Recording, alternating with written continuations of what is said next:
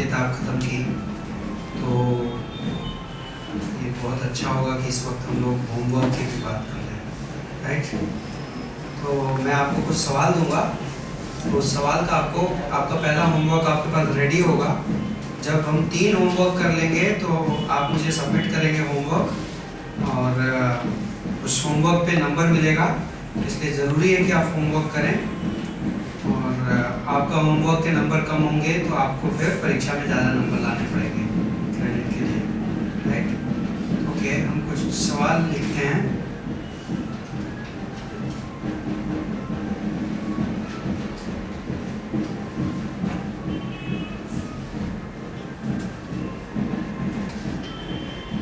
इन देशों का इजराइल से क्या संबंध था?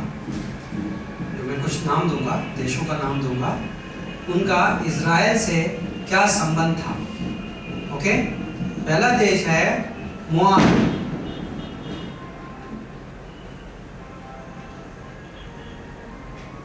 दूसरा देश है अम्मोन, ओके, तीसरा है एदोम, चौथा है अमालेक, पांचवा है मिद्यान। क्या है? मिद्यान। ओके, ये 5 देश हैं, आपको इसका वो करना है। ओके, दूसरा सवाल है दिन युग के सिद्धांत का मतलब बताइए।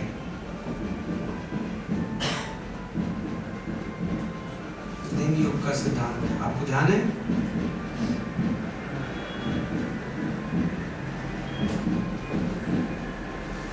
दिन युग का सिद्धांत क्या है, कोई बता सकता है? एक युग, एक दिन। उत्पत्ति की किताब में कुछ लोग कहते हैं कि जो 6 दिन में परमेश्वर ने बनाया, उसमें एक दिन का मतलब एक युग है, राइट। पुराने नियम में उद्धार का जरिया क्या था? उद्धार का जरिया का मतलब होता है तरीका, कैसे मिलता था। पुराने नियम में उद्धार का तरीका, उद्धार का जरिया क्या था?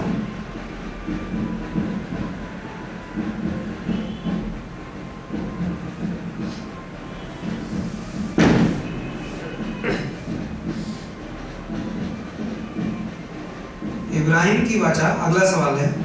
कौन सा नंबर का सवाल हुआ ये? चौथा बोल रहा हूं मैं अभी। ओके, इब्राहिम की वाचा के 3 मुख्य स्थान बताइए। स्थान मतलब बाइबल में कहां पे है?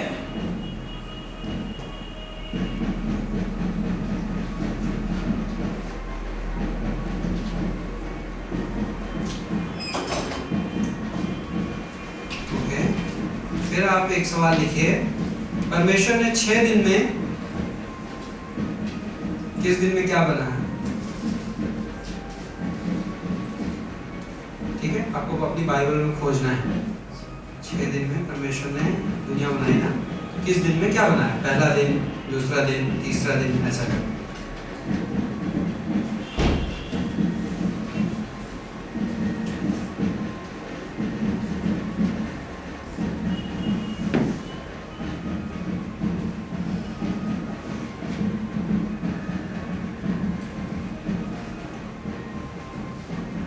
चलेगा? कितने सवाल हो गए? 5 सवाल हो गए ना। एक हाथ और दे। उत्पत्ति की किताब में 4 घटनाएं और 4 व्यक्ति बताइए।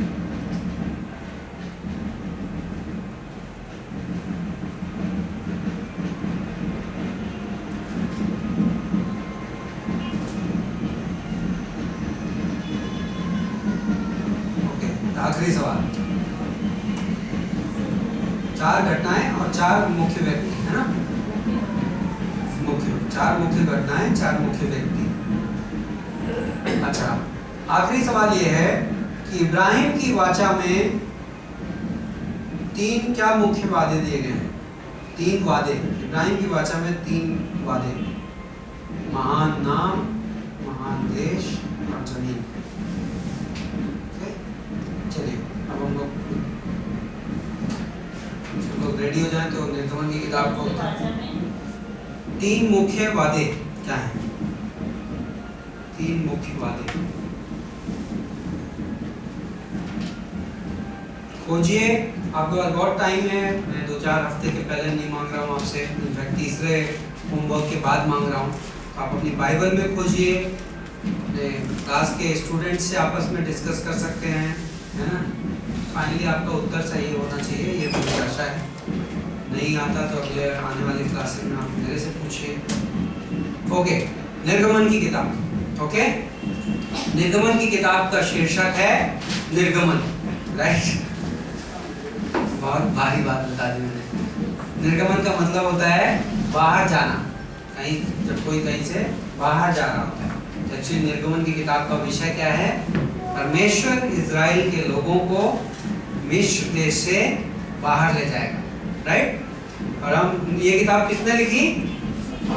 मूसा ने, राइट। और जब आप पहले अध्याय में घुसेंगे तो आप देखेंगे पहली पंक्ति ये बोलती है, इजराइल के पुत्रों के नाम जो अपने अपने घराने सहित याकूब के साथ मिस्र में आए, उनका नाम ये है। और वो सबका नाम देता है, राइट। पहले अध्याय में हम यहाँ पर पढ़ेंगे छुटकारे की जरूरत। विषय है एक्चुअली, यदि आप अपनी आउटलाइन, इसके पास जो आपको दिया गया है उसकी आउटलाइन है, उन पेजेस में निर्गमन की किताब को भी 2 हिस्सों में बांटा गया है। क्या क्या 2 हिस्से हैं? पहला हिस्सा है मिस्र से छुटकारा, और दूसरा हिस्सा क्या है? परमेश्वर का प्रकाशन। 18वें अध्याय तक, पहले अध्याय से 18वें अध्याय तक आप जो कहानी पढ़ेंगे उसका जो टोटल सारांश क्या है कि यहूदी लोग, इजराइल के लोग मिस्र देश में से परमेश्वर अब उन्हें छुड़ा कर लाएगा, उनका छुटकारा करेगा, ठीक है। तो वो पहले अध्याय से 18वें अध्याय तक मिस्र से छुटकारा, और दूसरा हिस्सा 19वें अध्याय से लेकर 40वें अध्याय तक है, और वो क्या है? परमेश्वर का प्रकाशन। परमेश्वर उन्हें छुटकारा दिलाने के बाद परमेश्वर उनसे बातें करेगा। छुटकारे वाले हिस्से में 4 आप हिस्से देख सकते हैं। पहले अध्याय में परमेश्वर ये दिखाता है कि उन्हें छुटकारे की जरूरत है, लेकिन दूसरे अध्याय से 4थे अध्याय तक परमेश्वर छुटकारे की तैयारी करता है। जैसा हमने पिछले क्लास में मैं आपसे बातें कर रहा था, जब परमेश्वर को इस दुनिया में कोई काम करना होता है तो परमेश्वर पहले उस काम की अगुवाई करने के लिए व्यक्ति तैयार करता है, राइट। जब परमेश्वर को आदम के बगीचा का ख्याल रखना था इस दुनिया का, तो परमेश्वर ने क्या किया? आदम को तैयार किया, राइट। जब परमेश्वर को इस दुनिया में क्या लाना था? महाप्रलय लाना था, तो उसके पहले परमेश्वर ने एक व्यक्ति को तैयार किया जिसका नाम नूह था। परमेश्वर ने जब इस दुनिया में एक देश पैदा करना था, वादे का देश, तो परमेश्वर ने एक व्यक्ति को चुना जिसका नाम इब्राहिम था।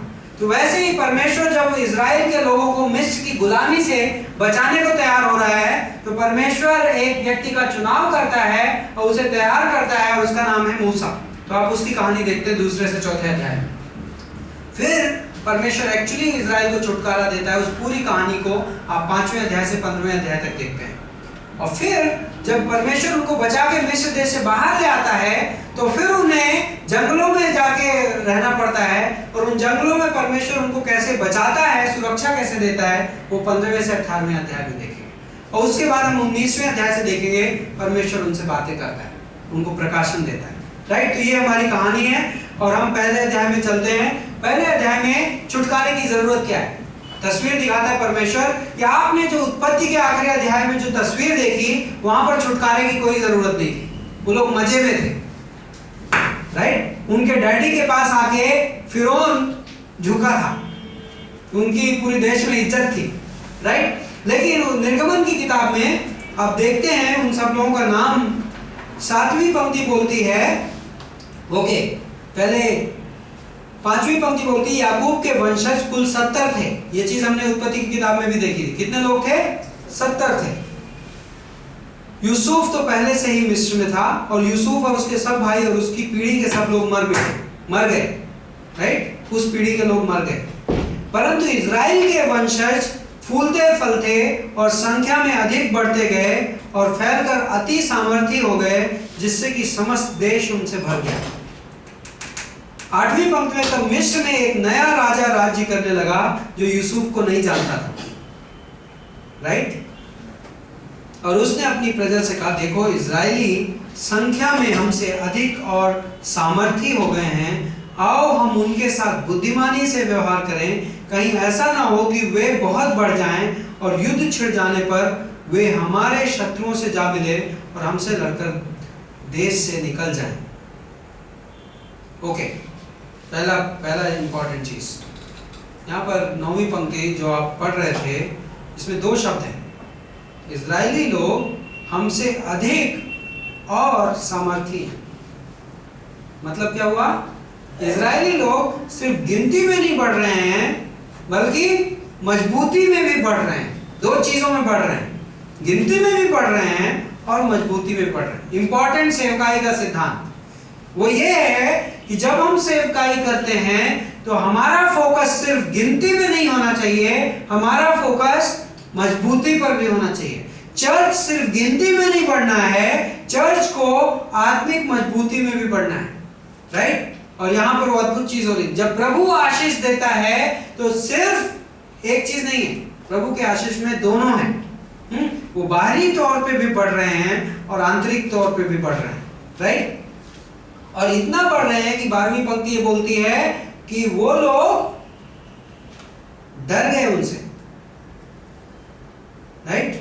वो लोग डर गए, अत्यधिक डर गए बोलता है। इजरायली लोग, मिस्र के लोग इजरायलियों से अत्यधिक डर गए और इस वजह से मिस्रियों ने इजरायलियों को कठोर परिश्रम करने के लिए विवश किया और उन्होंने गारा और ईंट बनवा कर और खेती का सब प्रकार का काम ले लेकर उनकी जीवन को कटुता से भर दिया। मतलब अब उनको मजदूर बना दिया, राइट? तो ये इनकी हालत है। और बाइबल कहता है कि पहले अध्याय में आप देखते हैं कि तो मिस्र का राजा कौन था? उसको भी फिरौन बोलते थे। फिरौन जो था टाइटल था। तो कई उत्पत्ति के आखिरी अध्याय और अभी निर्गमन के पहले अध्याय में ये जुड़ा हुआ है, लेकिन बहुत साल का बीच में गैप है। यूसुफ मरा और उसके बाद जब आप ये देख रहे हैं कहानी में, क्योंकि बाइबल बताता है कि ये लोग कितने साल रहे गुलामी में, बाइबल में आगे जाकर लिखा है ये लोग 430 साल गुलामी में रहे। 430 साल गुलामी में रहे, मतलब इस बीच में बहुत सारी पीढ़ियां गुजर गई, राइट? सिर्फ ये नहीं है कि अभी वो वाला फिरौन मर गया और यूसुफ मर गया, अगला वाला फिरौन, 2-3 फिरौन निकल गए होंगे। अब तक लोग, उस समय के लोग इन लोगों से दोस्ताना मूड में थे, क्योंकि इन्हें यूसुफ की कहानी याद थी कि यूसुफ ने अकाल में इन्हें बचाया था। लेकिन अब कई पीढ़ियां गुजर गई, लोग भूल जाते हैं, और अब जो फिरौन है वो इनका दुश्मन बन गया, वो इनको सताने में लगा हुआ। तो आप यहाँ पर देखते हैं फिरौन इनको 3 तरीके से खत्म करने की कोशिश करता है। और फिरौन कई बार बाइबल में हमें शैतान की याद दिलाता है, तस्वीर देता है। तो 3 चीजों का, 3 ट्रिक्स का इस्तेमाल किया इसने। पहली ट्रिक क्या थी कि उन पे बोझ डाला, राइट? उनका बोझ बढ़ाता। क्या शैतान ऐसा करता है हमारे साथ? बहुत करता है, हाँ, बोझ बढ़ाता। लोग अपने कर्मों पर विश्वास करने लगे। कई बार क्रिश्चियंस अपने कर्मों पर विश्वास करने लगते हैं कि मैं जब अच्छे काम करूंगा तब परमेश्वर मुझसे खुश होगा। बोझ बढ़ गया, आपको पता नहीं है कि आपने बोझ डाल दिया अपने ऊपर, राइट? तो इनके ऊपर बोझ बढ़ा दिया गया। दूसरा था, तो इनको दूसरा तरीका क्या था? उसने दाइयों को बोला, 18वीं पंक्ति में उसने दाइयों को बुलाकर उससे कहा, एक्चुअली उसके पहले 15वीं पंक्ति में मिस्र के राजा ने इब्रानी दाइयों को बुलाया, उससे बातें की कि जब तुम स्त्रियों को जच्चा के समय सहायता करो तो यदि बेटा हो तो उसे मार डालो, बेटी हो तो जिंदा छोड़ दो। क्यों? बेटे पे ही क्यों? हाँ, बेटे से वंश आगे बढ़ता है। वृद्धि ज्यादा होगी, करेक्ट। लेकिन एक और इम्पोर्टेंट पॉइंट है, एक और इम्पोर्टेंट पॉइंट है। यस, उत्पत्ति के 3:15 में परमेश्वर ने कहा था कि इस औरत के बीज को, इस औरत का बीज शैतान का सिर कुचलेगा। शैतान को ये पता है, आप देखेंगे उत्पत्ति की किताब में, बाइबल में 7 विभिन्न मौके हैं। आप यदि स्टडी करें खुद से, मैं ना इस समय 7 याद कर पाऊंगा ना मैं आपको इस वक्त देने का विषय है, लेकिन 7 अलग अलग मौके हैं जब आप देखते हो कि शैतान उस बीज को नष्ट करने की कोशिश करता है। यदि मैं देना चाहूँ, मेरा मन कर रहा है देने का, तो मैं कोशिश करता हूँ। उत्पत्ति की किताब में 6वें अध्याय आप देखते हैं कि स्वर्गदूत लोग आके इंसान की औरतों के साथ शारीरिक संबंध करते हैं और अलग तरीके के बच्चे पैदा करते हैं। और उसके बाद आप देखते हैं परमेश्वर एक काम करता है। क्या करता है? जल प्रलय से पूरी दुनिया को नष्ट करता है।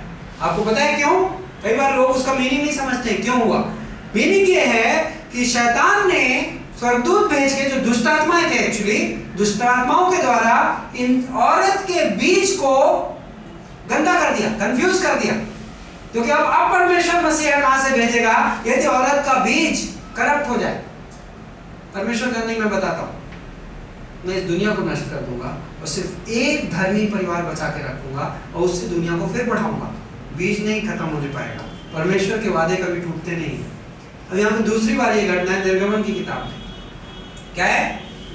बेटे को मार डालो, बेटी से कोई प्रॉब्लम नहीं। क्यों? क्योंकि बीज बेटा होगा। इनफैक्ट मैं सोच रहा था इस बारे में, आपको उत्पत्ति के 4थे अध्याय के बारे में क्या ख्याल है? उत्पत्ति के 4थे अध्याय में ऐसा क्यों हुआ कि कैन ने हाबिल को मार डाला?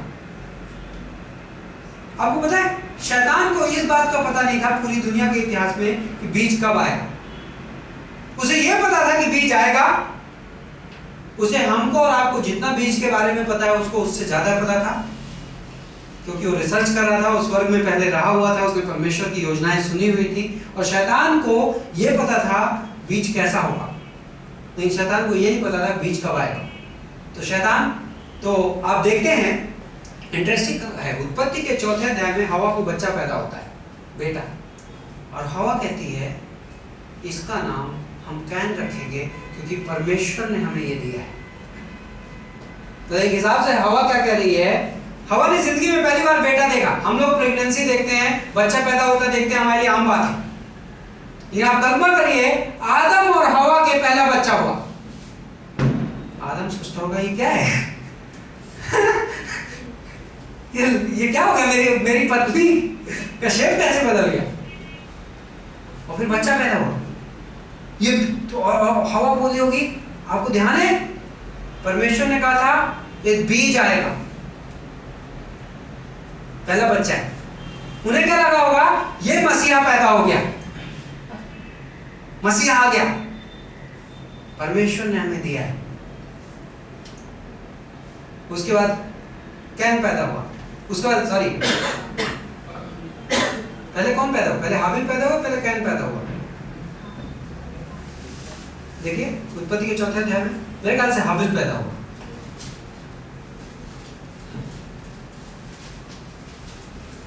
हाबिल पैदा हुआ। हाबिल के बारे में हम बात कर रहे हैं। परमेश्वर ने हमें दिया है, ये बीज है। कैन पैदा हुआ, दोनों बड़े हुए। अब शैतान क्या कर रहा है?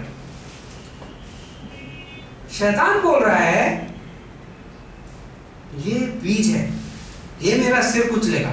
एक काम करते हैं, कैन के अंदर घुस जाते हैं और कैन से हाबिल को मरवा डालते हैं,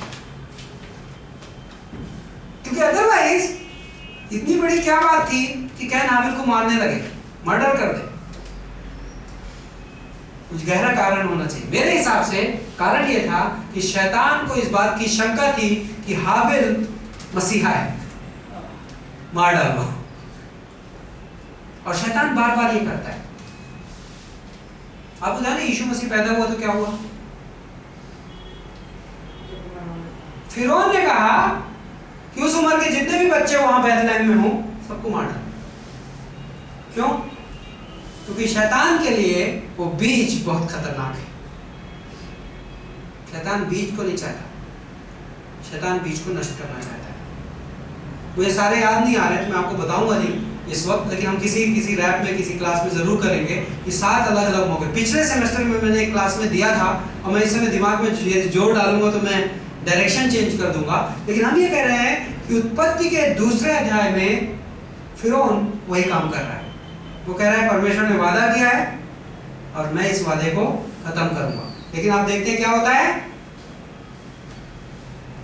दाइयां बोलती हैं हम परमेश्वर का भय मानते हैं, हम ये नहीं करेंगे। तो राजा तीसरी टेक्निक यूज करता है। तीसरी टेक्निक क्या है? राज आज्ञा। इजराइलियों में कोई भी बेटा पैदा होगा उसको नील नदी में डाल दो, राइट? ये तीसरी आज्ञा निकलती है। तो 3 तरीके से वो रोकने की कोशिश करता है, काम नहीं होता। अब दूसरे अध्याय में देखते हैं परमेश्वर अद्भुत मजाक करता है। मूसा की कहानी आपने पढ़ी होगी, क्या मजाक होता है? बच्चा पैदा होता है लेवी के घर में, और लेवी के वंशज थे ये लोग, है ना? लेवी के वंशज के घर में बच्चा पैदा होता है। 3 महीने रखने के बाद जब बच्चे को छुपाना मुश्किल हो जाता है तो उसकी माँ एक छोटा सा नाव बनाती है, उसमें बच्चे को रखती है। बच्चा जाके किनारे पे लग जाता है नदी में। फिरौन की बेटी आती है और फिरौन की बेटी उस बच्चे को अपना लेती है, और वो बच्चा अब फिरौन के घर में रह के बड़ा होगा और फिरौन के सारे खर्चे पे पलेगा, लेकिन वो परमेश्वर का दास है। परमेश्वर उसे तैयार कर रहा है किसी काम के लिए, राइट? तो आप दूसरे अध्याय में ये कहानी देखते हैं।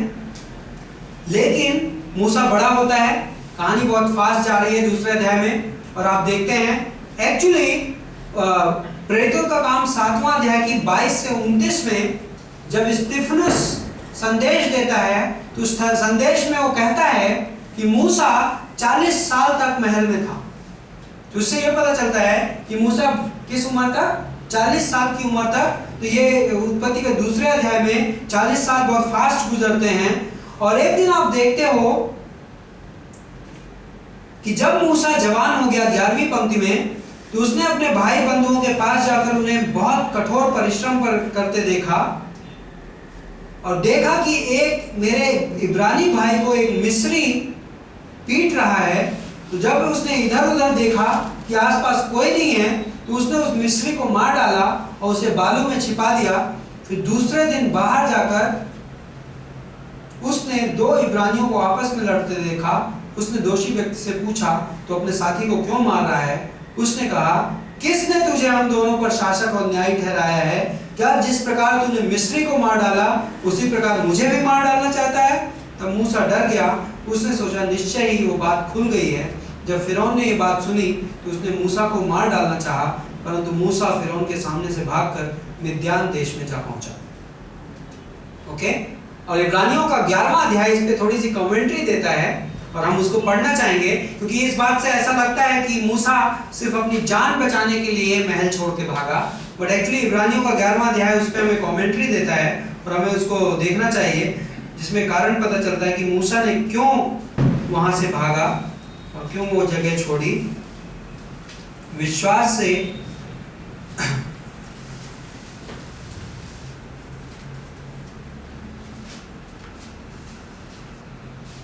23वीं पंक्ति, विश्वास ही से मूसा को जब वह पैदा हुआ तो उसके माता पिता ने 3 महीने तक छिपा रखा, क्योंकि उन्होंने देखा कि बालक सुंदर और वे राजा की आज्ञा से भी न डरे।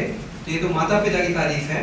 लेकिन 24वीं पंक्ति में मूसा की तारीफ है कि विश्वास ही से मूसा ने बड़े हो जाने पर फिरौन की बेटी का पुत्र कहलाना स्वीकार कर दिया। उसने पाप के क्षणिक सुख भोगने की अपेक्षा परमेश्वर की प्रजा के साथ दुख भोगना ही अच्छा समझा। उसने मसीह के कारण निंदित होने को मिस्र के धन के भंडारों की अपेक्षा बढ़कर समझा, क्योंकि वह प्रतिफल पाने की आस लगाए था।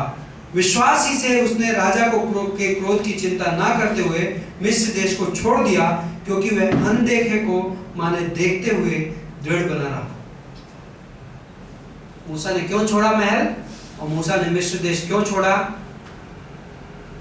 वो मिस्री को मार दिया और उसे डर लग रहा था। ये छोटे कारण है। मुख्य कारण क्या था? वह प्रभु पर विश्वास करता था। तो ये समझा जा सकता है कि मूसा को प्रभु के बारे में किसने बताया? उसकी माँ ने बताया, क्योंकि आपने देखा कि माँ उसकी दाई का काम कर रही थी, माँ उसकी आया का काम कर रही थी। फिर उनकी बेटी ने उसे लगा दिया था, प्रभु ने वो काम किया था, और मूसा उस विश्वास में मजबूत होता रहा उस महल के अंदर, और मूसा ने घर छोड़ दिया। ओके, तो अब हम देखते हैं मूसा की जिंदगी की कहानी आगे उत्पत्ति निर्गमन के दूसरे अध्याय में, कि आप देखते हैं कि मूसा की मुलाकात किससे होती है?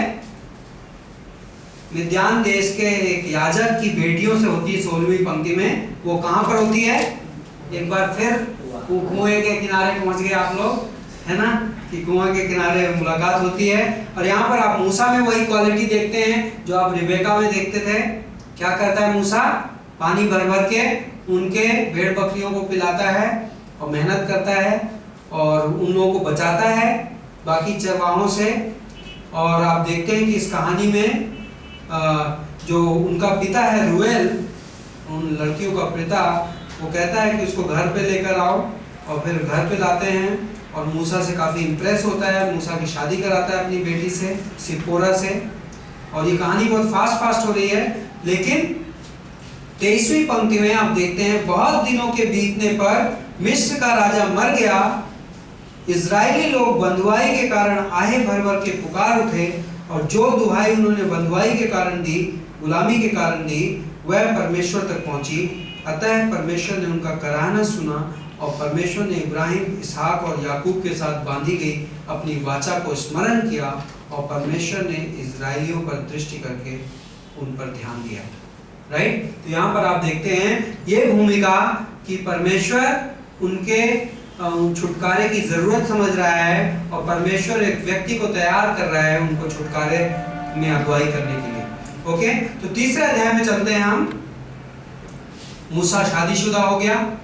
मूसा मिद्यान के बारे में आप जानना चाहोगे कि मिद्यान का जिक्र कहाँ पर है? तो उत्पत्ति के 25वें अध्याय की दूसरी पंक्ति में आप देखते हैं कि मिद्यान कोई बाहर के लोग नहीं थे। ये इब्राहिम की जो आखिरी पत्नी केतूरा थी, उससे जो बच्चे पैदा हुए उनका नाम मिद्यान था, और उनके जो बच्चे थे ये लोग यहाँ जंगलों में रहते थे, और ये लोग कबीले वाले लोगों टाइप रहते थे, शहरों में नहीं रहते थे, जंगलों में रहते थे। और इन लोगों के बीच में जाकर रहता है ये। मूसा वहाँ भागा और मूसा बस गया यहाँ पे। तीसरे अध्याय में आप देखते हैं पहली पंक्ति में कि मूसा अपने ससुर यित्रो नामक मिद्यान के याजक की भेड़ बकरियां चरा रहा था। इंपॉर्टेंट पार्ट इस पंक्ति का ये है कि अब फिर 40 साल गुजर जाते हैं। पहले 40 साल मूसा कहाँ पर गुजारता है? महल में। और यही प्रेरितों का काम 7वें अध्याय के जब स्तिफनुस का संदेश है उसमें वो कहता है कि 40 साल उसने वहाँ गुजारा, फिर 40 साल उसने मिद्यान में गुजारा। तो अब ये उसके मिद्यान में जो उसका समय है खत्म हो रहा है, लेकिन मूसा क्या कर रहा है हमें बता रहा है ये पंक्ति कि मूसा चरवाहे का काम कर रहा है। राइट, इम्पॉर्टेंट इसलिए है ये चीज़ कि मिस्र के लोग, मैंने पहले आपसे कहा था, चरवाहे के काम से बहुत नफरत करते हैं। राइट, उनके लिए सबसे नीचा, सबसे खराब, मतलब चरवाहों से आप बैठ नहीं सकते, चरवाहों के साथ बैठ के खाना नहीं खा सकते। चरवाहे बिल्कुल निचली टाइप के लोग माने जाते थे मिस्र देश में। तो मिस्र में आप कल्पना करिए मूसा का जो अपब्रिंगिंग था, जो छोटे से बड़ा हुआ, तो मूसा कहाँ पे बड़ा हुआ? महल के अंदर। किसका बेटा कहला के? फिरौन की पुत्री का बेटा, मतलब राजकुमारी का बेटा, इस दुनिया के सबसे शक्तिशाली राजा की बेटी का बेटा, ये कहला के मूसा बड़ा हुआ। आप कल्पना कर सकते हैं मूसा को जैसे एक राजकुमार टाइप की ट्रेनिंग पूरी मिली होगी। उसको सबसे अच्छी यूनिवर्सिटी, सबसे अच्छा स्कूल, सबसे अच्छे टीचर्स, हर तरीके का, सिर्फ पढ़ाई लिखाई ही नहीं, सब कुछ, खेल कूद, लड़ाई, हर चीज जो एक राजा के घर में सीखनी चाहिए, मूसा को सब सीखने मिला। क्योंकि जब इब्रानियों का 11 कहता है कि उसने अपने आप को फिरौन की पुत्री का पुत्र कहलाने से मना कर दिया, मतलब एक उम्र तक वो उसका बेटा कहलाता था, और जब वो जवान हुआ तो उसने मना कर दिया कि नहीं, मैं इसका बेटा नहीं हूं। तो मतलब कि मूसा ने उतनी ज्ञान अर्जित किया था, लेकिन अब प्रभु अपने दास को क्या कर रहा है, जितना उसने सीखा था उसको पहले खाली कर रहा है। प्रभु कह रहा है कि अब तुम 40 साल तुम वहां बढ़े, लेकिन वो क्या था, मिस्र देश का ज्ञान था, संसार का ज्ञान था, लेकिन अब अगले 40 साल तुम कुछ और सीखोगे। तो चरवाहा है वो भेड़े चला रहा है, और उन जंगलों में कुछ लिखा नहीं है, लेकिन हम ये मान सकते हैं कि मूसा को प्रभु कुछ सिखा रहा हो। मूसा को प्रभु संवेदनशील बना रहा है कि मैं तुमसे बातें करूंगा आने वाले सालों में और तुम मुझे जानो। तो अब हम देखते हैं कि उत्पत्ति के 3 अध्याय में कि मूसा उस पहाड़ पर जाता है, पहली पंक्ति में ही, और परमेश्वर के होरेब पर्वत पर जा पहुंचा, भेड़ बकरियां चलाते चलाते। तब यहोवा के दूत ने झाड़ी में से उठती हुई आग की एक लपट में उसको दर्शन दिया। यहोवा का दूत कौन था? पुराने नियम में यीशु मसीह प्रकट होता था। पुराने नियम में मैंने आपको बताया है, कई बार आप देखते हैं कैसे हम साबित कर सकते हैं। आप देखते हैं इब्राहिम उसको दंडवत प्रणाम करता है, उसकी आराधना करता है। आप देखते हैं गिदोन यूनाइयों के 6वें अध्याय में उसकी आराधना करता है और वो आराधना स्वीकार करता है। तो वह सिर्फ स्वर्गदूत नहीं हो सकता, क्योंकि बाइबल में कभी भी कोई स्वर्गदूत आराधना स्वीकार नहीं करता है, सिर्फ परमेश्वर आराधना स्वीकार करता है। तो हम ये जानते हैं कि यीशु मसीह देह में, कब उसने देह धारण की? जब वो मरियम की कोख से पैदा हुआ। लेकिन पुराने नियम में एक व्यक्ति था जिसको यहोवा का दूत कहा गया है, जो बार बार आता था अपने लोगों से बातें करने को, और लोग उसको अक्सर आराधना देते थे। और वो व्यक्ति आप देखते हो कि यीशु मसीह के आगमन के बाद उसका दिखाई पड़ना बंद हो जाता है। आप नए नियम में कभी उसका जिक्र नहीं सुनते हो, यहोवा का दूत। तो इन बातों से यह अंदाजा लगाया जा सकता है कि पुराने नियम में जब यहोवा का दूत लिखा हुआ है तो एक्चुअली वो यीशु मसीह है। ठीक है?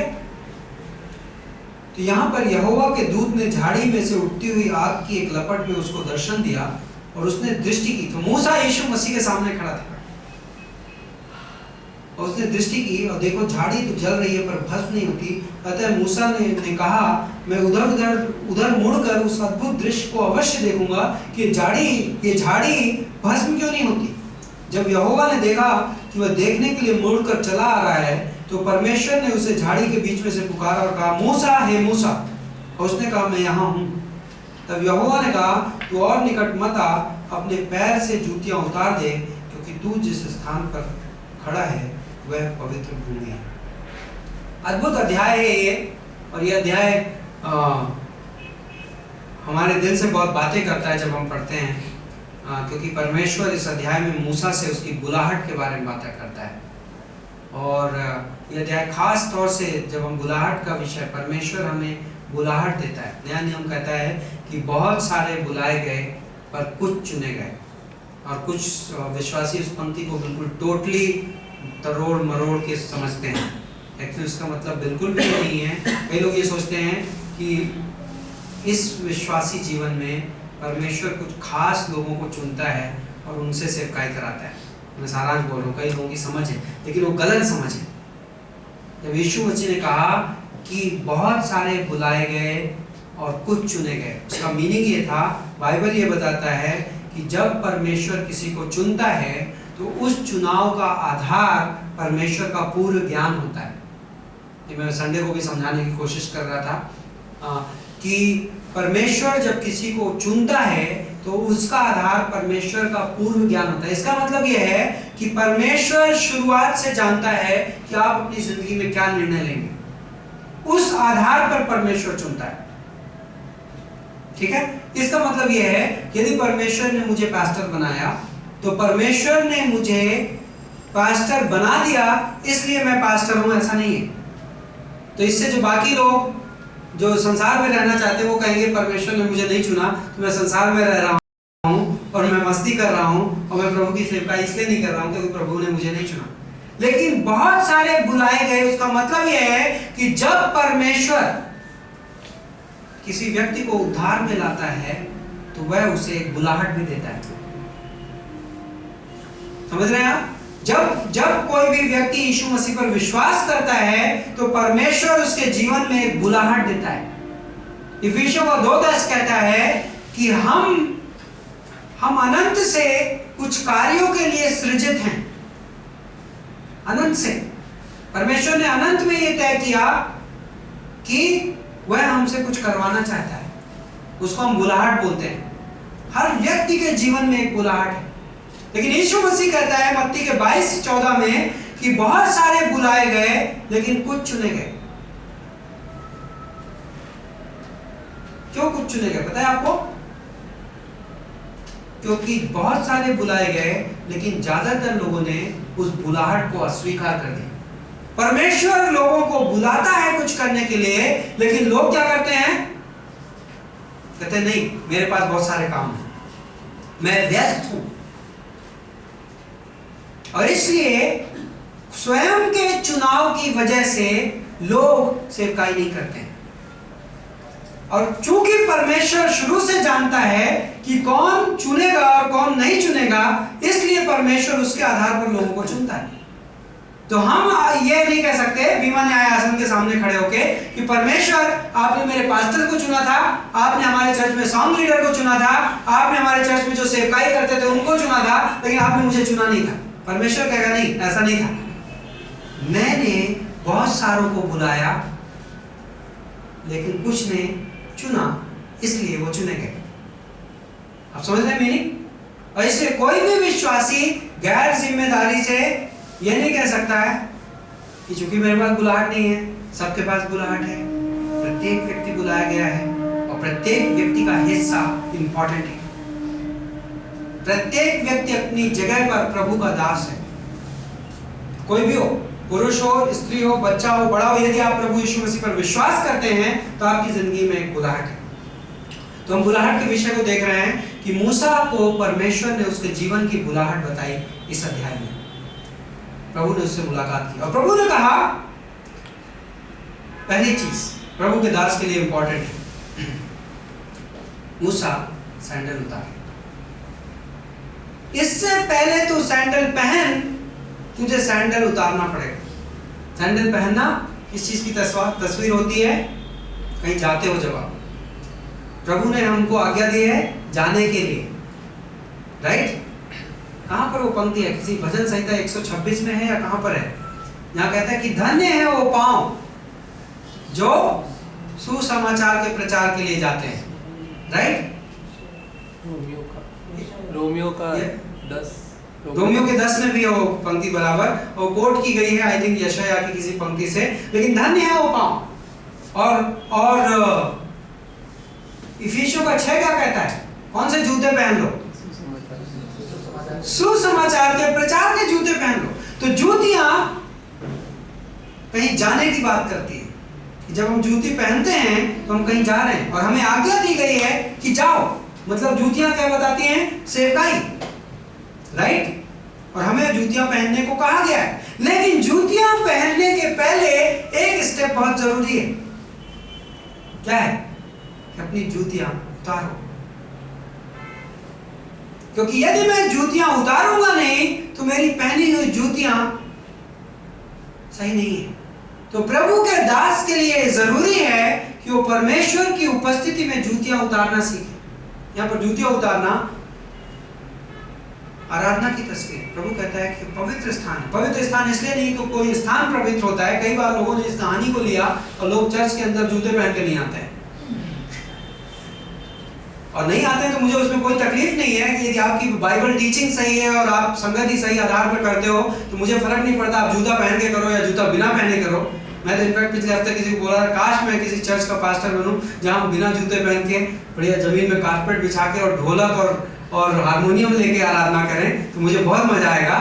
और मेरा ड्रीम है, क्योंकि मैंने ऐसे चर्च देखे हैं नॉर्थ इंडिया में, और मेरी प्रार्थना है कि प्रभु ऐसा कलीसिया हमें कभी दे, जब प्रभु की मर्जी होगी देगा। लेकिन मुद्दा इसका नहीं है, मुद्दा आत्मिक है। प्रभु कह रहा है ये स्थान पवित्र इसलिए है क्योंकि प्रभु वहां पर मौजूद है, राइट? और जब प्रभु वहां पर मौजूद है तो सबसे इंपॉर्टेंट चीज क्या है कि मैं प्रभु की उपस्थिति में प्रभु के साथ संगति करो। जूता उतारना एक चीज की और तस्वीर है। जूता हम तब उतारते हैं जब हमें पता है कि आराम करने वाले बैठने वाले हैं। यदि हम जल्दी में होते हैं तो हम कहते हैं अब कौन जूता उतारे, लेकिन जब हमें पता है कि अभी यहाँ 2-4 घंटा बैठना है तो हम क्या करते हैं, जूता उतारो, आराम से बैठो। आप मेरे घर आए और आप जूता पहन के बैठे हो और मैं आपको, आप खड़े हो और मैं आपको कह रहा हूँ, मैं आपसे खड़े खड़े बातें कर रहा हूँ, तो किस बात की तस्वीर है? ठीक है, जल्दी जल्दी बात फिनिश करो और निकलो। राइट। लेकिन यदि मैं चाहता हूँ कि आप आज रुकिए, कल सवेरे जाना, मैं कहूँगा भाई जूता उतार लो, हाथ पांव धो लो, बैठते हैं। राइट। किस चीज की परिचायक है? संगति की। परमेश्वर मूसा को न्योता दे रहा है, मूसा जल्दी नहीं है, जल्दी नहीं है, बैठो, संगति करो, विश्राम करो, क्योंकि मेरी उपस्थिति में तुम्हारा विश्राम करना बहुत जरूरी है, क्योंकि मैं तुम्हें जहां भेज रहा हूं वहां पर तुम्हें शक्ति चाहिए। लेकिन तुम्हें शक्ति तब मिलेगी जब तुम मेरी उपस्थिति में विश्राम करोगे। तुम्हें कल फिरौन के सामने जाके खड़ा होना है, वो मैं तुम्हें बताऊंगा, ये पहले तुम मेरे साथ बैठो। राइट। तो ये अद्भुत सिद्धांत था। और हम आगे बढ़ते हैं। मूसा बहाने लगाता है, प्रभु कहता है मैं तुम्हें फिरौन के सामने भेजूंगा। मैंने मेरे लोगों की आवाज सुनी है और मैं अब नीचे आया हूं कि मैं उनकी मदद करूं, और मैं तुम्हें भेजूंगा कि मैं उन्हें छुटकारा दे सकूं मिस्र देश से। और मूसा, मैंने तुम्हें चुना है। राइट। प्रभु बताता है। मूसा यहां पर 5 अद्भुत उत्तर देता है।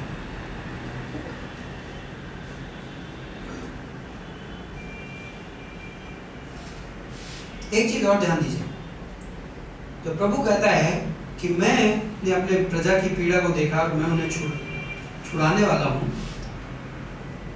उत्पत्ति का 15 अध्याय 1 मिनट के लिए देखते हैं, जब परमेश्वर ने इब्राहिम को वादा दिया था।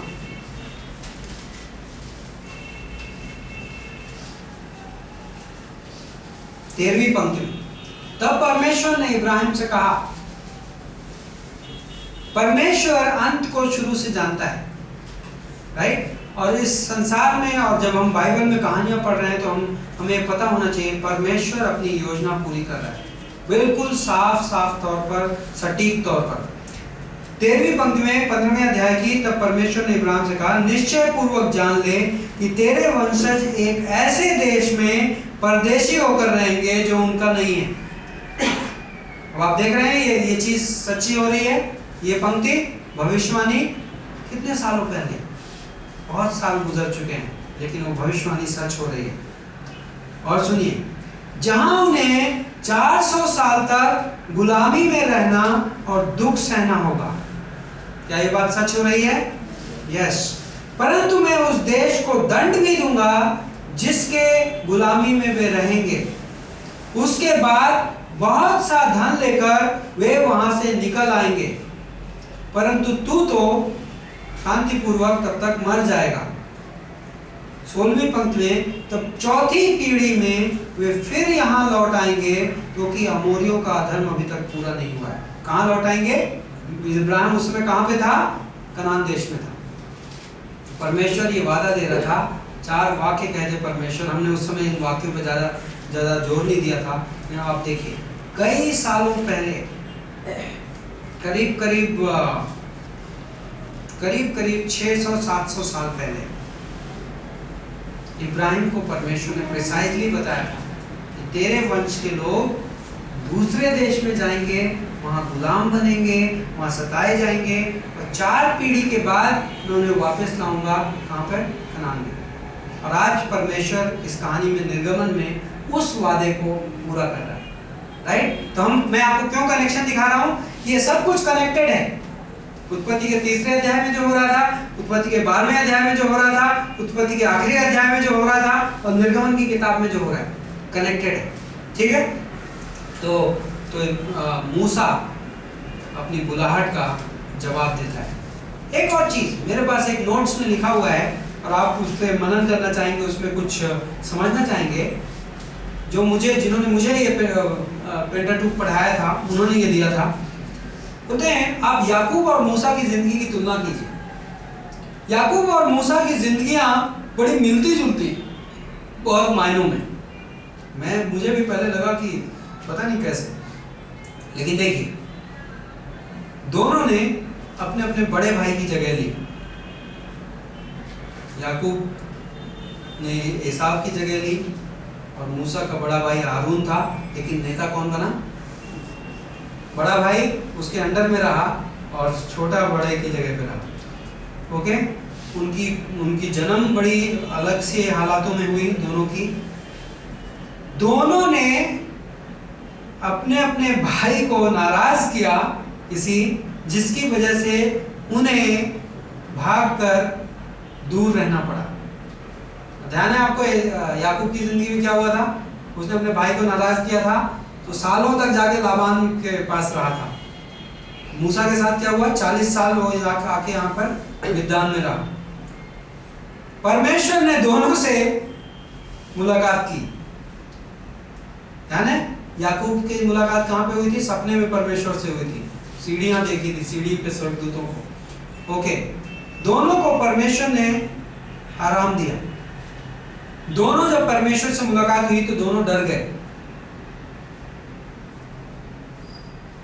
दोनों की गलतियों के बारे में परमेश्वर कहीं पर बात नहीं करता है। मूसा ने भी बहुत गलतियां की। गलती मतलब मूसा ने जब वो आदमी का मर्डर किया, लेकिन आप नहीं देखते कि परमेश्वर ने उसको उस बारे में कभी भी बात की। आप याकूब की जिंदगी में देखते नहीं परमेश्वर उसकी गलती के बारे में। दोनों परमेश्वर की खोज नहीं कर रहे थे, लेकिन परमेश्वर ने उनकी खोज की। राइट? मूसा भेड़ चरा रहा था, याकूब बीवी खोजने जा रहा था। दोनों अपनी पत्नियों से कहां पर मिले? कुएं के किनारे। राइट? दोनों की शादियां तब हुई जब वो अपने देश में नहीं थे। दोनों के साथ परमेश्वर ने बहुत लंबे समय के अंतर के बाद बातें की। दोनों के साथ ऐसा हुआ, बहुत लंबे समय के अंतर।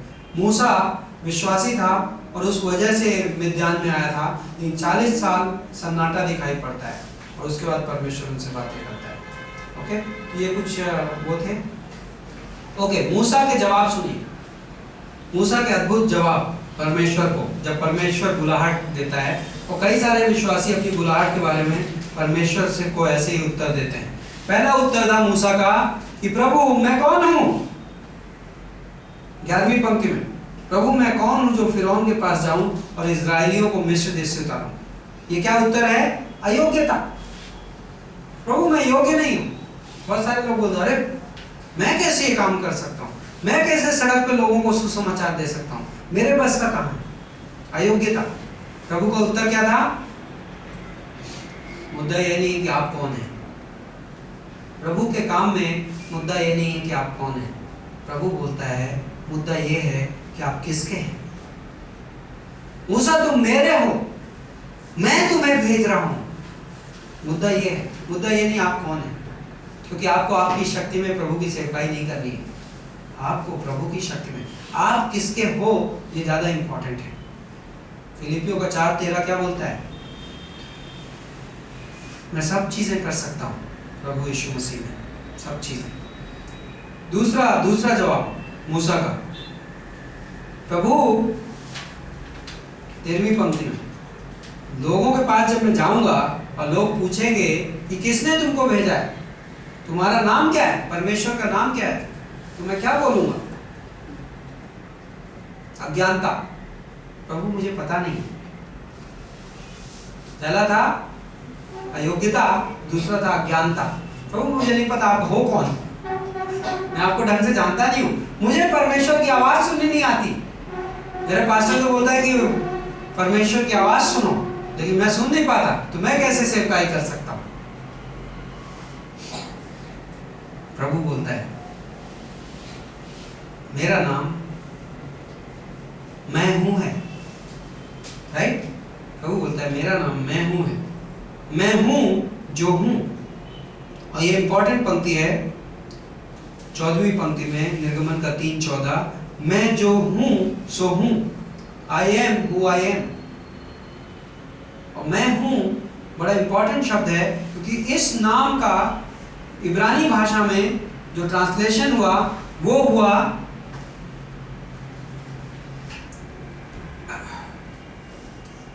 YHWH। इब्रानी भाषा यदि आपको पता हो तो इब्रानी भाषा में स्वर नहीं होते हैं, सिर्फ व्यंजन होते हैं। स्वर होते हैं लेकिन स्वरों का प्रयोग नहीं किया जाता, सिर्फ व्यंजन का। स्वर व्यंजन का फर्क पता है सबको? हिंदी भाषा में का खा गा गा ये सब व्यंजन है और आ ई उ ये सब स्वर हैं। तो आप स्वरों को लगाते हो व्यंजन के बीच में जिससे कि शब्द पूरा बने। लेकिन इब्रानी भाषा में लिखा जाता है जब तो सिर्फ व्यंजन लिखा जाता है और स्वर आपको अंदाजे से मारना पड़ता है उसमें। तो जब YHWH लिखा गया, मैं हूं जो हूं, इसको जब ट्रांसलेट किया गया तो YHWH लिखा गया। तो जब विभिन्न भाषाओं में ट्रांसलेट किया गया और उसमें स्वर जोड़े गए तो Y से क्या होता है या, और H से क्या होता है हा, और W से क्या होता है वाह, राइट। तो इंग्लिश भाषा में कहा जाने लगा याहवे। और हिंदी बाइबल आपको लिखती है यहोवा। ये वो नाम है परमेश्वर का जिस नाम से परमेश्वर ने अपने आप को मूसा के सामने प्रकट किया। और आप देखते हैं, मैंने आपको भूमिका बताई थी, जब उत्पत्ति के 1 में मूसा ने परमेश्वर के बारे में लिखा, उत्पत्ति के पहले अध्याय में, तो मूसा ने परमेश्वर का नाम प्रयोग किया इलोहिम, जिसका मतलब होता है सर्वशक्तिमान परमेश्वर, महान परमेश्वर। लेकिन उत्पत्ति के दूसरे अध्याय में जब मूसा ने कहानी लिखी तो मूसा लिखता है यहोवा। तब यहोवा परमेश्वर ने जमीन की मिट्टी ली और उससे उसने आदम को रचा और उसके नथनों में सांस फूकी। यहोवा इसलिए इंपॉर्टेंट है क्योंकि यहोवा नाम का मतलब होता है मैं हूं जो हूं। उसका बेसिक मीनिंग है जो परमेश्वर ने कहा, मैं हूं जो हूं। और मैं हूं जो हूं का मतलब ये होता है कि परमेश्वर कहता है कि मैं जब दुनिया नहीं थी तब भी मैं हूं, जब मैंने दुनिया बनानी शुरू करी तब भी मैं हूं, जब आज वर्तमान चल रहा है तब भी मैं हूं, और जब आने वाला समय आएगा, भविष्य आएगा, तब भी मैं हूं। क्योंकि मैं वो परमेश्वर हूं जिसके लिए सब कुछ वर्तमान है। मुझे मेरी उपस्थिति के लिए, मुझे मेरी खुद की प्रेजेंस के लिए किसी और चीज की आवश्यकता नहीं है। मैं हूं जो हूं। मैं आप पर निर्भर नहीं हूं, मैं स्वर्गदूतों पर निर्भर नहीं हूं, मैं किसी पर निर्भर नहीं हूं। मैं हूं जो हूं। लेकिन उस नाम का एक और टच है, उस नाम का, कि मैं वो परमेश्वर हूं जो संबंध रखता है। मैं वो परमेश्वर हूं जो वादे करता है। मैं वो परमेश्वर हूं जो वादे पूरे करता है। तो इसलिए उत्पत्ति के दूसरे अध्याय में मूसा ने जब स्टोरी का टच चेंज किया, पहले अध्याय में स्टोरी क्या है? सृष्टि का निर्माण, सूरज, चांद, सितारे, आकाश, धरती, सब कुछ किसने बनाया? समुद्र, सब कुछ परमेश्वर ने बनाया। तो इसलिए मूसा ने इस्तेमाल किया, कहानी का जो थीम है वो क्या है? परमेश्वर की शक्ति, परमेश्वर की विशालता। तो इसलिए उसने नाम यूज किया इलोहिम। लेकिन दूसरे अध्याय में अचानक से फोकस बदल गया कहानी का। कहानी किसके बारे में? परमेश्वर ने आदम को रचा और फिर परमेश्वर ने आदम को आज्ञा दी, फिर परमेश्वर ने आदम को कुछ करने से मना किया, फिर परमेश्वर ने आदम के लिए पत्नी तैयार की, फिर परमेश्वर ने आदम को कहा कि इन जानवरों को नाम दे। कहानी का टच क्या है? संबंध पे, राइट। तो इसलिए ये यहोवा नाम यहाँ पर इंपॉर्टेंट। परमेश्वर मूसा को एक ऐसा प्रकाशन दे रहा है जो अब तक परमेश्वर ने किसी को ढंग से नहीं दिया था अपने बारे में। तो परमेश्वर मूसा से कह रहा है कि तेरे सवाल का उत्तर ये है, तू कह रहा है ना कि तू मुझे जानता नहीं, लेकिन मैं तुझे अपने बारे में बताऊंगा। और जब मैं तुझे बताऊंगा तो अब तू अज्ञान नहीं रहा, तुझे बहुत कुछ पता है जो पता होना चाहिए। और वो क्या? कि मैं हूं ने मुझे भेजा है, राइट। तीसरा सवाल, तीसरा मूसा का जब बहाना,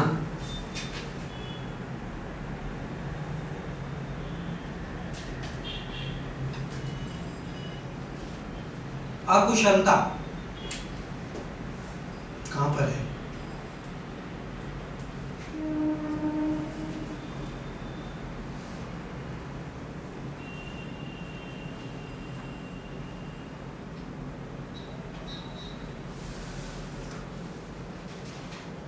10वीं पंक्ति, चौथे अध्याय की 10वीं पंक्ति। एक्चुअली उसके पहले एक और रहेगा, चौथे अध्याय की पहली पंक्ति, अविश्वसनीयता। अविश्वसनीयता। मूसा ने कहा मैं उन लोगों के पास जाऊंगा, मैं आपके लोगों के पास जाऊंगा। प्रभु ने कहा था जाओ उन लोगों के पास और कहो कि प्रभु ने तुम्हें भेजा है, तुम्हें उन लोगों को तुमसे मिस्र देश से बचाने के लिए। तो मूसा ने कहा कि प्रभु यदि वो लोग मेरी विश्वास ना करें तो मैं क्या करूं, तो क्या होगा? चौथे अध्याय की पहली पंक्ति, यहोवा ने क्या कहा? उत्तर देखिए परमेश्वर का, यदि वो तब यहोवा ने उनसे कहा तेरे हाथ में वो क्या है? मूसा ने कहा लाठी। तब उसने कहा उसे भूमि पर डाल दे, और लाठी सांप बन गई। मूसा उसके सामने से भागा, परंतु यहोवा ने मूसा से कहा हाथ बढ़ाकर उसकी पूंछ पकड़ ले, कि वे लोग प्रतीत करें कि उनके पूर्वजों के परमेश्वर अर्थात इब्राहिम के परमेश्वर और इसहाक के परमेश्वर और याकूब के परमेश्वर यहोवा ने तुझको दर्शन दिया है। अतः उसने अपना हाथ बढ़ाकर उसे पकड़ा और वह उसके हाथ में लाठी बन गई। और आप देखते हैं मूसा के हाथ में ये लाठी निर्गमन की किताब में बहुत दिखाई पड़ती है कई बार। ये लाठी एक चीज का परिचायक है। पता है किस चीज का? परमेश्वर के दिए गए अधिकार का परिचायक है। कि मैं तुम्हें ये लाठी दे रहा हूं। मूसा चमत्कार किसके द्वारा कर रहा था? लाठी के द्वारा। एक्चुअली परमेश्वर एक जगह कहता है मूसा जब तू जाएगा तो फिरौन के लिए तू परमेश्वर जैसा हो जाएगा। आई थिंक 6वें अध्याय की पहली पंक्ति में है। परमेश्वर मूसा से कहता है, यदि आप पढ़ोगे 6वें अध्याय की पहली पंक्ति नहीं है, बट आप देखेंगे कहीं पर लिखा है कि मूसा तू फिरौन के लिए परमेश्वर जैसा हो जाएगा। उसका क्या मतलब है पता है आपको? जब परमेश्वर आपको कोई काम देता है, यदि वो काम परमेश्वर की ओर से है, तो परमेश्वर आपको उस काम को पूरा करने का अधिकार भी देता है। इसलिए मत्ती के 28वें अध्याय में यीशु मसीह ने कहा, इस संसार के सारे अधिकार मुझे दिए गए हैं, इसलिए तुम जाओ। जब हमें महाआज्ञा दी गई सुसमाचार प्रचार करने के लिए, तो जब आप सड़क पर जाते हैं या किसी के घरों में जाते हैं और जब आप लोगों से सुसमाचार सुनाते हैं, तो आपको इस बात का पता होना चाहिए कि मुद्दा ये नहीं है कि वो लोग आप पर विश्वास करेंगे कि नहीं करेंगे। मुद्दा इस बात का है कि परमेश्वर ने आपको एक अधिकार दिया है कि परमेश्वर आपके द्वारा उनसे बातें करेगा। और परमेश्वर मूसा को यही कह रहा है, ये लाठी देख रहे हो, ये लाठी लेके जाओ। मैं तुम्हें मेरा अधिकार दे रहा हूं और ये अधिकार तुम्हें तुम्हारी सेवकाई करने में मदद करेगा। राइट? मूसा का अगला उत्तर, चौथा 10वीं पंक्ति में, चौथे अध्याय की 10वीं पंक्ति में, तो मूसा ने यहोवा से कहा, हे प्रभु, मैं तो बोलने में कुशल नहीं, ना ही पहले था और ना जब से तूने अपने दांत से बातें की है, क्योंकि मैं तो बोलने में जीव का भद्दा हूं। परमेश्वर कई बार बहुत अच्छे तरीके से जवाब देता है। यहोवा ने उससे कहा, मनुष्य का मुंह किसने बनाया? मनुष्य को गूंगा या बहरा, देखने वाला या अंधा, और मुझ यहोवा के सिवा कौन बनाता है? अब जा, मैं तेरे मुख के संग रहूंगा और तुझे सिखाता रहूंगा कि तू क्या कहे, क्या क्या कहे। यीशु मसीह ने कहा, ध्यान है आपको, आई थिंक मत्ती के 10वें अध्याय में जब यीशु मसीह ने चेलों को भेजा तो कहा, इवन यूहन्ना के 16वें अध्याय में उसने कहा, ये चिंता मत करो, तुमको मैं कईयों के सामने खड़ा कराऊंगा, तुम राजाओं के सामने खड़े होगे, लेकिन इस बात की चिंता मत करो कि तुम्हें क्या कहना है, क्योंकि जब जरूरत आएगी तो तुम्हें शब्द दे दिया जाएगा कहने को। राइट? तो मूसा को वही बात कही जा रही है।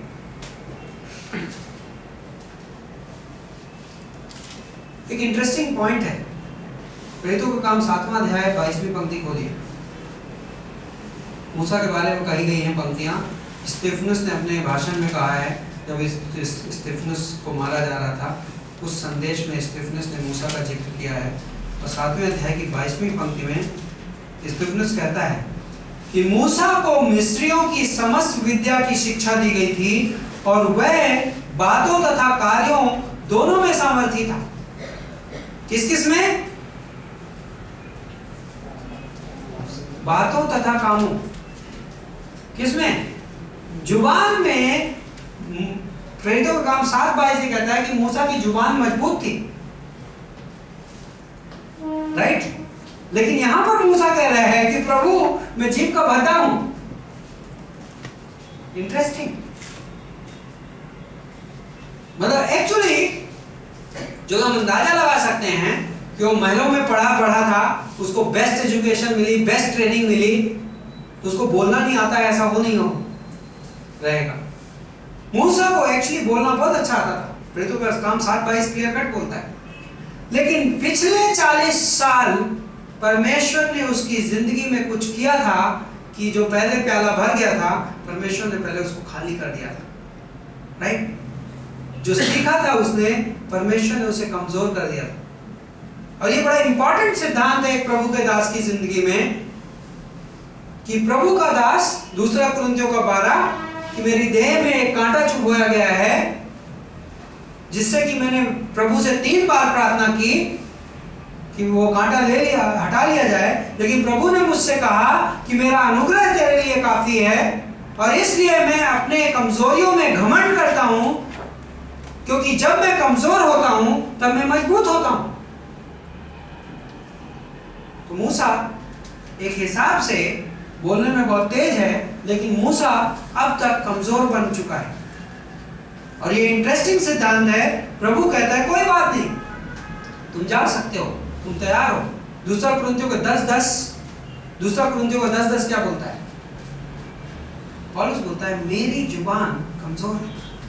पौलुस के बारे में लोग कहते थे, 2 कुरिन्थियों का 10:10 बोलता है, पौलुस के बारे में लोग कहते थे कि उसके चिट्ठियां तो, उसके पत्र तो बड़े मजबूत होते हैं, लेकिन उसकी जो स्पीच है, जो उसकी बोलचाल है, बड़ी कमजोर है।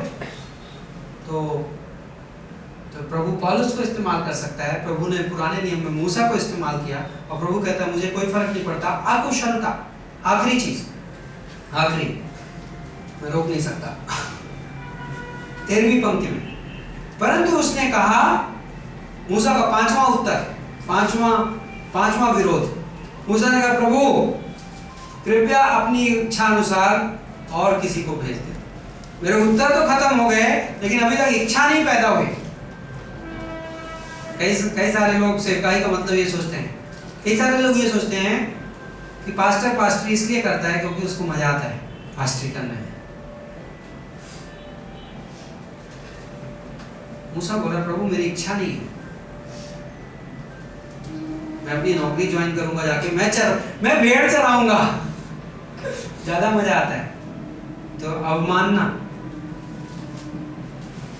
प्रभु गुस्सा गया।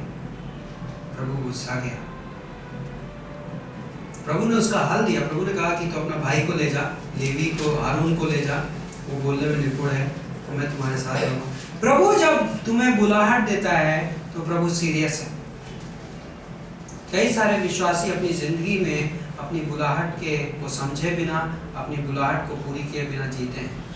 लेकिन ये पंक्ति दिखाती है कि प्रभु जब तुम्हें एक बुलाहट देता है तो प्रभु सीरियस है। कुलुस्सियों की किताब में 4थे अध्याय में एक व्यक्ति को पौलुस लिखता है। पौलुस कहता है उस चिट्ठी में कि मैं आप लोगों से विनती करता हूँ कि आप, कुलुस्सियों का 4:17, अर्खिप्पुस से कहना जो सेवा प्रभु में तुझे सौंपी गई है उसे सावधानी से पूरी कर। जो सेवा प्रभु में तुझे सौंपी गई है वो सेवा सावधानी से पूरी कर। प्रभु ने तुझे कुछ काम दिया है, प्रभु ने तुझे सेवकाई दी है, प्रभु ने तुझे बुलाहट दिया है, उसे ध्यान से पूरी कर, राइट। और ये इम्पोर्टेंट है। प्रभु जब बुलाहट देता है तो प्रभु से बहुत ध्यान एक्सपेक्ट करता है।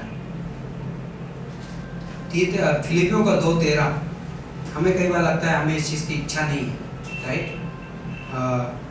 फिलिपियों का 2:13, क्योंकि स्वयं परमेश्वर अपनी सुइच्छा के लिए, सुइच्छा मतलब परमेश्वर की मर्जी के लिए, तुम्हारी इच्छा और कार्यों को प्रोत्साहित करने के लिए तुम में सक्रिय है। हम कहते हैं हमें इच्छा नहीं है, प्रभु कहता है मैं तुम्हारे अंदर काम करता हूँ कि तुम्हारे अंदर इच्छा पैदा हो। सिर्फ काम ही नहीं, हम कहते हैं प्रभु हमें काम करता है कि जब हम काम, जिससे हम काम अच्छा कर सकें। प्रभु कहता नहीं, इच्छा और काम दोनों मैं पैदा कर सकता हूँ, मैं तुम्हारे अंदर काम करता हूँ। या तुम्हें इच्छा नहीं है लेकिन मैं इच्छा पैदा कर सकता हूँ। वो एक्सक्यूज नहीं है। प्रभु मूसा को कहता है, मूसा मैंने तुम्हारे जीवन में एक बुलाहट दी है और वो तुम पूरी करोगे। तो अगले हफ्ते हम ये देखेंगे आगे के हिस्से कि मूसा जाता है, छुटकारे का नायक चुना गया और उसकी तैयारी हो गई है। प्रभु अब उसको तैयार करके भेज रहा है चौथे अध्याय में। ठीक है, तो हम 5वें अध्याय से देखेंगे कि प्रभु अब छुटकारा कैसे इनका तैयार करता है।